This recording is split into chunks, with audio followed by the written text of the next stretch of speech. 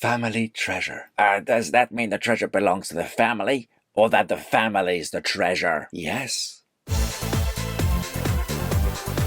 Hey, Commander Fennec here, and Ben's back in the 50s, about to embark on a treasure hunt left behind by the family's recently deceased dad. And it's going to be impossible to talk about this episode without spoiling anything, so... Spoiler alert! Shields up!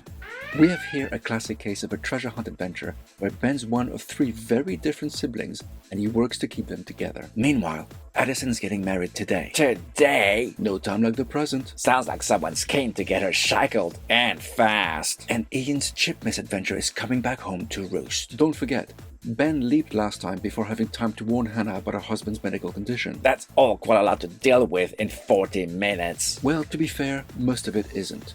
It's all a massive setup for future stories. Ben's treasure hunt adventure and him strengthening the bond of his leaped-in family makes Addison reconsider the wedding. And guess who's really pissed off about it? I think it's fair to say he's disappointed. Come on! The moment Ben was found, he should have known his relationship was heading for the bumpiest of times, but he wanted to rush it. But it's left open-ended, just like the situation with Hannah's husband. Yeah. Ben writes a letter to be posted 15 or 20 years in the future. Very Back to the Future Part 2. And we don't know if that will work. Talk about missing the family dynamic though. There's no way this won't be discussed, and then they'll realize their little sister had been possessed by someone from the future during all that time. But that too's left hanging, and the biggest cliffhanger is the bad entrepreneur who gave Ian the chip just walking into an extremely secure facility. So a lot of time's taken up setting up ducks for the future. What about the story itself? I feel it was uneven at best.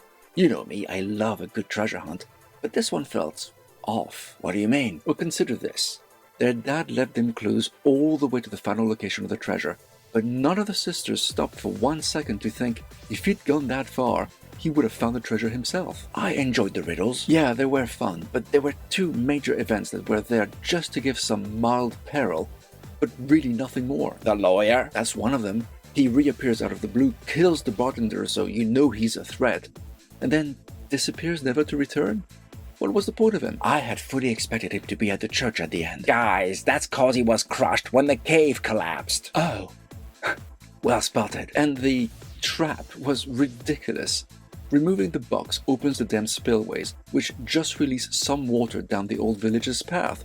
All the sisters had to do was wait it out in the church and they would have been fine.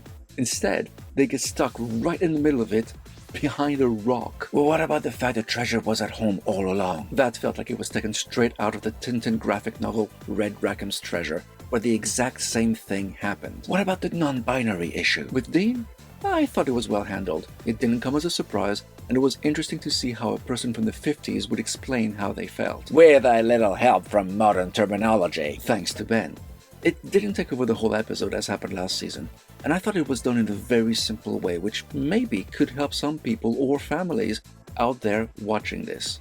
So, overall, I felt this was a bit of an uneven episode, which spent way too much time setting up plot points for the finale, which is only a couple of episodes away. So I'm awarding Family Treasure 2 paws. But tell me, what did you think of this episode? Share your thoughts in the comments. Live long, and may the Force be with you.